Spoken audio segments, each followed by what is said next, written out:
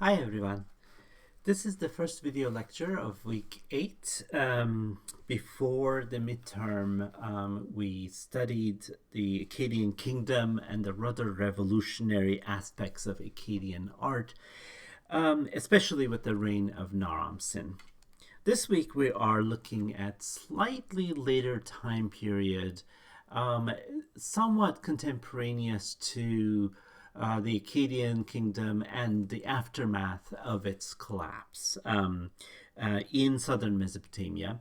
And namely, we're looking at the time period of the third dynasty of Ur and the second dynasty of Lagash, just falling to the last centuries of the early Bronze Age. So mostly we're somewhere in the end of 22nd, early 21st, and in the 21st century BCE. And at the end of this time period, around 2000 BCE, Mesopotamia really witnessed a major economic and political decline. And some actually understood this as some kind of a collapse. In contrast to the Akkadian kingdom, these two dynasties, the third dynasty of Ur and the second dynasty of Lagash, are far more traditional in their perspectives on art, in terms of their attachment to Mesopotamian traditions. Also, keeping Sumerian, for example, as their state language, in terms of their portrayal of kingship, their architectural styles, as we will see, their return to Sumerian as their state language, and more conventional modes of representation. Let's just take a quick look at the chronology that I'm talking about here. Chronologies of these kingdoms are rather debated. Sometimes, actually, some have argued that these are roughly contemporaneous to each other, like Guda of Lagash and Ur-Nama, or third dynasty of Ur, and Naram-Sin of the Akkadian dynasty.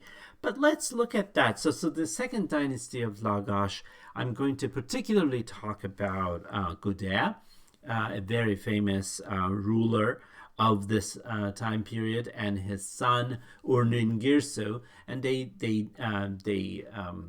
reigned in the second half of the 22nd century BCE. This is sort of after, towards the end and after the collapse of the Akkadian kingdom. They ruled from their capital city of Girsu, which is the modern site of Tello, excavated by the French in the 19th and early 20th centuries. You will recall Lagash from our famous King Eannatum and his Stele of Vultures, or Stele of Eannatum. We read an article by Irene Winter on this. Discussing Gudea sculptures, we're going to touch on the concept of portraiture among Mesopotamian kings that tends to emerge at this time. The third dynasty of Ur, which is centered around the city of Ur as their capital city, they carried out, these kings of the third dynasty of Ur carried out some really fantastic building projects of their own, both in the city of Ur and in the city of Nippur, as we will talk about it in the next lecture. I will particularly highlight the building projects of Ur-Nama, who reigned between 2112 to 2095 BCE. And his architects are believed to have been the inventor of this kind of really more formal design of what we call a ziggurat, or a tower temple. After the collapse of the third dynasty of Ur, at the very end of the third millennium BCE, there was a major economic collapse and decline that took place that gave us a kind of a really dark sort of period where we don't have very much textual evidence, and and some of the role of particularly climate change, some kind of happening around this time, has been associated with this kind of decline, which actually this collapse around 2000 BCE also marks the end of the early Bronze Age and the beginning of the Middle Bronze Age. And by the time a new political configuration emerges after 2000 in Mesopotamia in the form of these Middle Bronze Age kingdoms, we will see next week, particularly, that there is an entirely new configuration, a new political landscape, so to speak, emerging in the Mesopotamian plain. So here's a map that kind of really a reminder for you that we're spending some time in the southern part of Mesopotamia, again, with the famous cities of Girsu or Nippur, where a lot of these sponsored architectural projects were located, and we're going to look at those in detail. These kings that we will discuss, namely Guda or Nama, and others like Shulgi, really were avid builders. They really dedicated builders of massive temples and complexes, and their dedication led to some important architectural and artistic breakthroughs. And we will see that in their art, there is a kind of a very significant shift from a kind of representation of military violence to representation of building projects and more religious and ritual subjects, and that we will mark as something a fundamentally important aspect of this time period. When speaking of the second dynasty of Lagash, I'd like to focus on Gudea, and my third lecture this week is going to be on Gudea and portraiture, particularly. And this is Gudea was a very charismatic ruler, ruled about 11 years at Girsu. He seems to have been very productive. He sponsored many building projects, many temple building projects in Girsu and other cities. But also sponsored dozens of these diorite statues that I'm actually showing you, all meant to really represent him, make him present in these new temples that he was building. These kings, these early Mesopotamian kings, also mined copper in lands around the Persian Gulf. Particularly, they talk about Magan and Dilmun, and Magan is usually understood as the modern sort of country of Oman, and Dilmun is understood as the island of Bahrain. So in these areas were very important for these early Mesopotamian kings in terms of mining copper.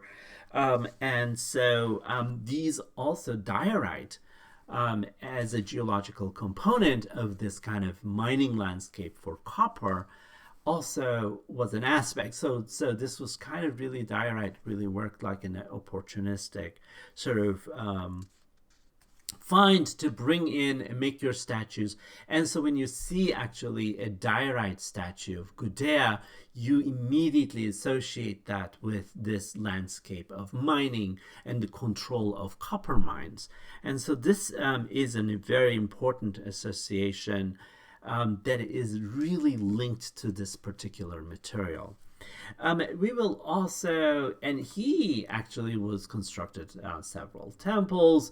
He sponsored lengthy literary compositions that we will talk about in the third lecture, but also the making of his image, so many diorite sculptures, which are mostly in various museums, but particularly in the Louvre in France, because they were excavated by the French. We will look at this and consider the concept of portraiture that's really emerging as something that's kind of really associated with these sculptures that are very specific to the personality of Gudea. And so here's a map to explain my argument about the relationship between diorite and copper mining, and we see sort of Dilmun and Magan as areas where Mesopotamian kings were involved in terms of in resource extraction, and these are the areas where diorite was also available. Then we will also discuss the building projects of the kings of the Third Dynasty of Ur, and I will do that in the next lecture, in the second lecture of the week. Particularly, we're going to look at the city of Ur flourishing at the time of the Third Dynasty kings as a port of trade very close to the Persian Gulf. But also housing multiple harbors. You see the North Harbor here, right next to the temple complex of the moon god Nana, which actually housed the first true ziggurat that we will talk about. And this idea of the ziggurat, this colossal monument, this temple tower, that actually was designed as a stepped temple with a small shrine in the very summit, in this kind of three-stage complex, accessed through monumental staircases with a small shrine on the very top. This was dedicated to the moon god Nana in the city of Ur. And we're going to sort of really talk about the architecture, the extraordinary architecture of this building. The disk of Enheduanna was found in Ur, in the moon god complex, and dedicated to the moon god Nana by the high priestess, or as it is known in the ancient times as the Entu priestess of the sanctuary, Enheduanna. Enheduanna was the daughter of Sargon. You'll remember Sargon as the founder king of the Akkadian kingdom, and really the most powerful king in Mesopotamia at that time, linking the rulership at the time to the institution of priestesshood within this religious institution. So Enheduanna, the daughter of Sargon, was installed here as the Entu priestess to actually govern, to administer the temple complex of the moon god Nana. Enheduanna survives to our day on tablets. Actually, she was a poet. She wrote a lot of poetry, and some of that is actually published, and I'm hoping to bring some examples to you on Thursday for our Thursday discussion. This disc is an alabaster circular object, presumably alluding to the shape of the moon itself, the circle, and it has one register of representation in the middle of it, carved across, and not all the images that are, not all the figures that are very clearly preserved, but it's understood as a libation scene in front of a ziggurat, actually presumably Nana's ziggurat, with a centrally placed priestess, which is actually the best preserved figure here, who's led by an individual who's actually performing the libation for her by pouring some kind of a secret liquid on top of an altar, and then the priestess, the Entu priestess Enheduanna, is also being followed by two attendants there. So I would like to wrap up my lecture by discussing this extraordinary stele that is also found in a kind of a fragmentary condition in Ur, and dated by its inscription to Ur-Nama, to 2112 to 2095 BCE. The stele was discovered in a fragmentary state and sort of really in later levels in Ur in secondary context.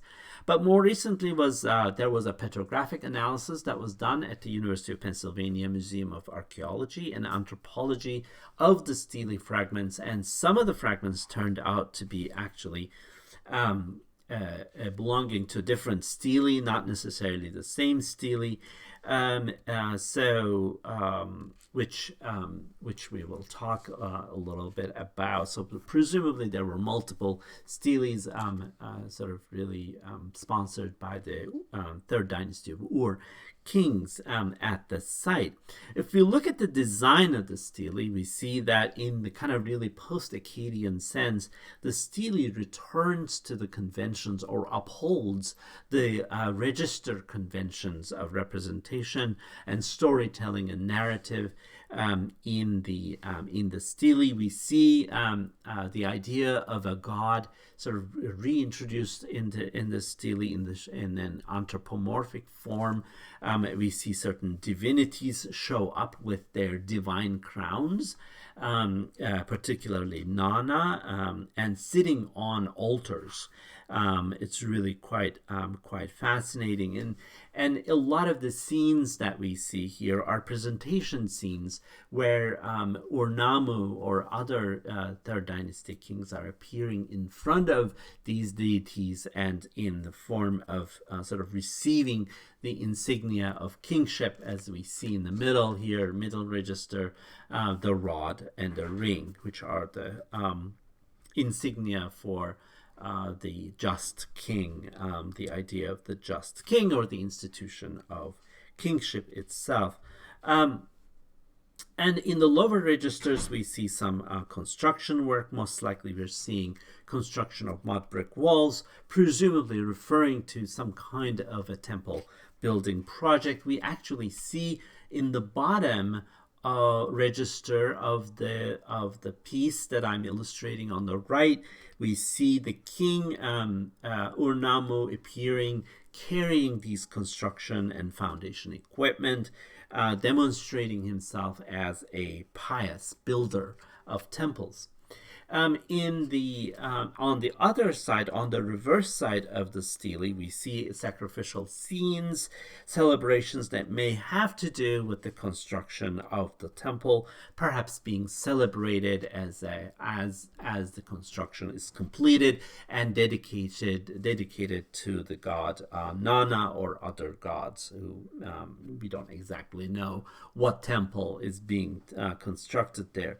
So it's important for us to point out that the subject matter of these public monuments have dramatically shifted from what we saw as war, military violence in the stele of Eannatum, in Naram Sin's stele, in his attack on the Lulubi tribe in the Zagros Mountains. We see here a return to really depicting building projects and temple construction and celebration and feasting. And this shift is important for us to notice. And in writings, pictorial representations and the public monuments of the rulers of the second dynasty of Lagash and the third dynasty of Ur share this notion of a different kind of politics, right? A different kind of politics as devotional and very much constructive rather than sort of exerting violence, rather than focusing on conquest, war, and violence.